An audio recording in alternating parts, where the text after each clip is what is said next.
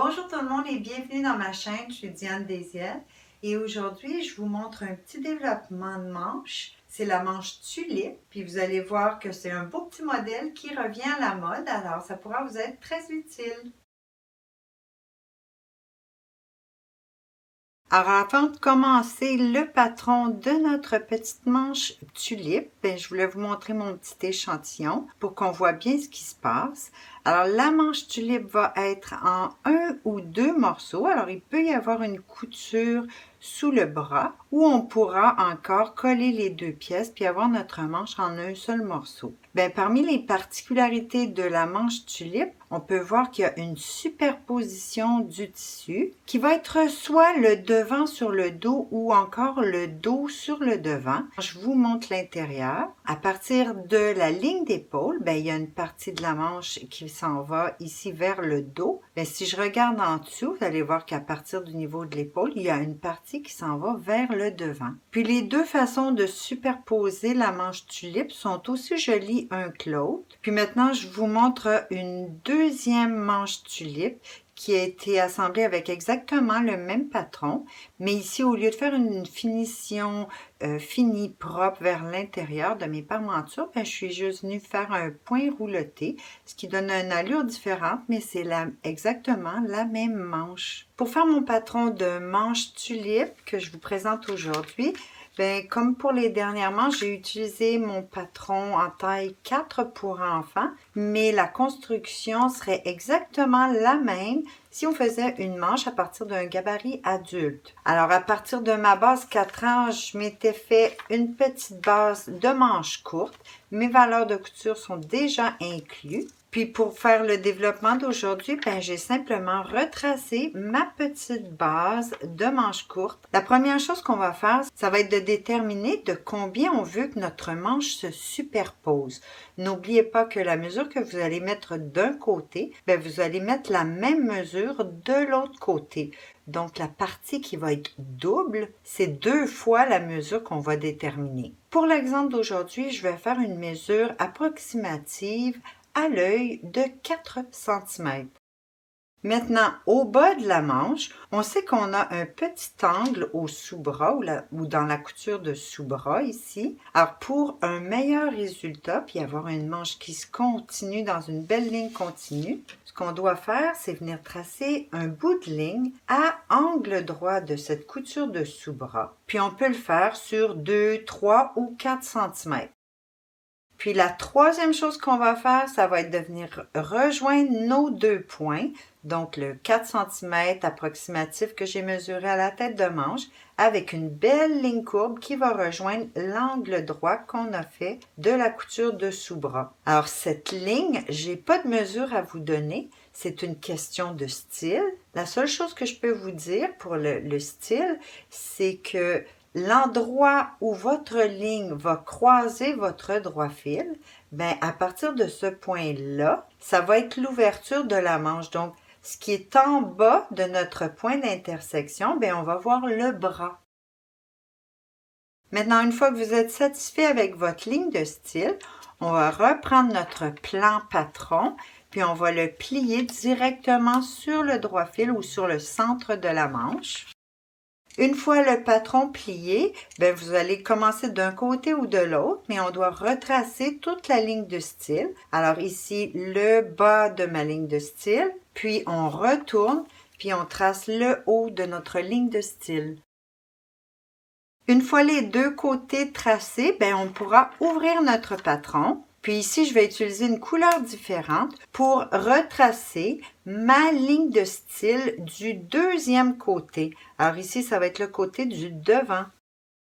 Alors, comme je vous montrais sur mon échantillon tout à l'heure, vous aurez la partie du haut ici, la pièce du devant jusqu'à la pièce d'eau. Alors ça, c'est la partie qui va être double. Puis à partir de l'intersection qu'on a sur le droit fil, cette partie-là, on va pouvoir voir le bras. La prochaine chose que je vais faire, c'est d'ajouter sur mon plan patron ici, je vais venir tracer ma ligne de parmenture. Puisque ma ligne, elle est courbe, je ne peux donc pas la plier.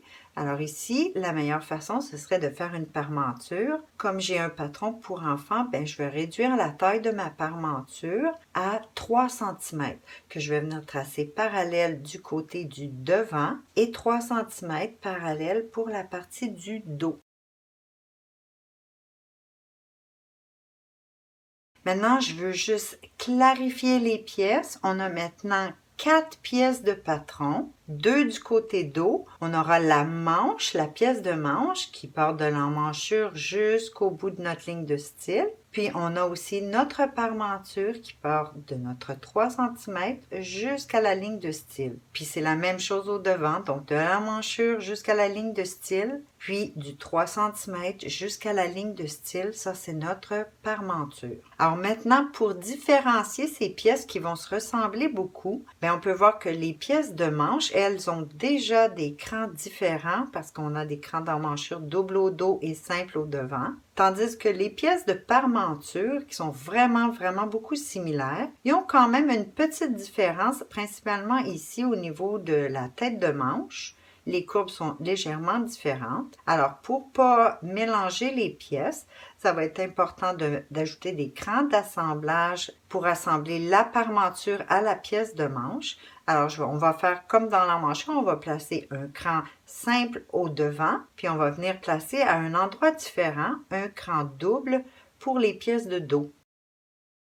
Moi, ce que je vous conseille, c'est de garder votre plan comme ça, puis de venir retracer vos pièces de patron. Alors, ce que je vais faire, c'est venir placer 2 épaisseurs de papier pour couvrir la partie du devant, puis 2 autres pièces de papier qui vont venir couvrir la partie du dos.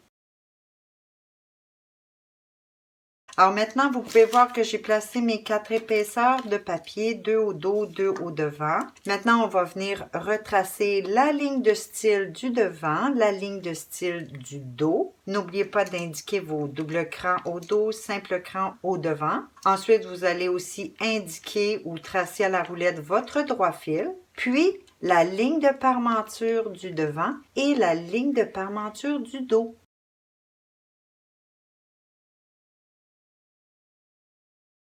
Maintenant qu'on a retracé, on va simplement découper tout autour puisqu'on a déjà les valeurs de couture sur notre plan. Puis je vais même faire mes crans d'emmanchure, dos devant et épaules.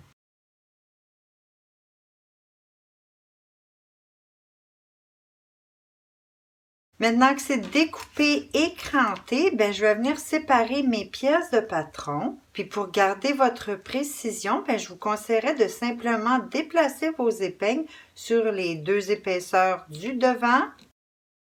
Puis de faire la même chose avec vos pièces de dos de façon à pouvoir les séparer. Alors comme vous allez le constater, c'est préférable de placer vos épingles plus vers les sous-bras, de façon à ce que vos pièces viennent se séparer facilement. Maintenant, en regardant votre plan, vous allez pouvoir retracer votre ligne de style autant sur le dos que sur le devant, de façon à pouvoir ajouter la valeur de couture manquante au bas de nos pièces. Ensuite, vous aviez aussi indiqué votre droit fil, puis le droit fil va être utilisé pour nos 2 épaisseurs, donc pour la parmenture et la pièce de manche. Alors, sur la pièce du dessus, on peut déjà tracer notre droit fil. Maintenant, l'autre chose qu'on doit faire, ça va être d'ajouter notre valeur de couture de chaque côté, au dos et au devant, vers le bas, parallèle à notre ligne de style, puisque c'est la seule ligne qui n'a pas les valeurs de couture. Ensuite, on va découper sur la ligne de valeur de couture, puis on va cranter autant au dos qu'au devant. Maintenant, on a une dernière chose à faire puisque maintenant, on a 2 fois la même pièce au dos, 2 fois la même pièce au devant. Alors, on doit séparer nos pièces. On va garder l'étage de papier du dessous pour en faire notre patron de manche. Alors, il va vous rester à retracer votre droit fil. Puis ça va devenir votre patron pour la manche. Tandis que l'étage du dessus, on va venir découper sur la ligne de parmenture de 3 cm qui va sûrement être fini au surjet ou au billet. Puis ce patron deviendra notre patron de parmenture. Maintenant, on va faire la même chose avec notre devant. Alors, ça y est, notre patron pour la manche tulipe est terminé. Chacune des pièces va être taillée 2 fois. Maintenant, vous vous souvenez sans doute que je vous ai dit au début de la vidéo que votre manche, au lieu d'être en 2 pièces comme celle-ci, si j'exclus les parmentures, 2 pièces pour la manche, elle peut aussi être faite en une seule pièce. Puis pour le faire, on viendrait premièrement trouver ou tracer nos lignes de couture à la couture de sous-bras pour le dos, la pièce dos et la pièce du devant. Ensuite, vous prenez une des 2 pièces et vous allez plier directement sur votre ligne de couture, puis venez la placer ou la superposer sur l'autre ligne de couture. Une fois comme ça, on pourra simplement les coller en position pour qu'elles deviennent une seule pièce.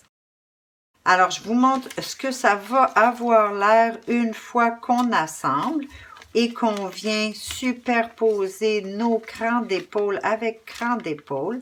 Et voilà, vous avez votre forme de petite manche tulipe qui va causer encore moins de problèmes d'assemblage puisqu'on a éliminé une couture. Puis dans ce cas, on fera sûrement la même chose avec nos pièces de parmenture. Où ici encore, on devra commencer par tracer nos lignes de couture au sous-bras. Puis on va plier une des 2 valeurs de couture sur la ligne. Puis on vient la superposer. Et encore une fois, on va coller notre patron afin d'en faire un seul morceau. Une dernière petite chose, si vous décidez de coller vos 2 pièces de patron ensemble, vous voudrez peut-être ajouter un cran directement au sous-bras, puis de faire de votre couture de sous-bras votre nouveau droit fil, puisqu'on ne pourra pas utiliser ni un ni l'autre des droits fils précédents. Moi, je vous conseille d'utiliser la couture sous-bras comme votre nouveau droit fil et ajouter le petit cran d'assemblage au sous-bras de la manche. Même chose pour la parmenture, mon nouveau droit fil deviendrait bien sûr la couture de sous-bras. Puis les pièces vont être encore coupées 2 fois chacune, une pour la manche droite et une pour la manche gauche. C'est déjà tout pour aujourd'hui. J'espère que vous aurez apprécié. Ne manquez pas ma prochaine vidéo. Je vous montre à faire la manche gigot.